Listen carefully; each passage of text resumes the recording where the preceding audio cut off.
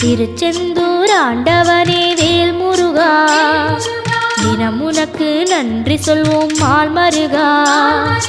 திருவடியில் தவம் இருப்போம் திருமுருகா, தீப்பெழுது நலமெனவே வடிவழகா.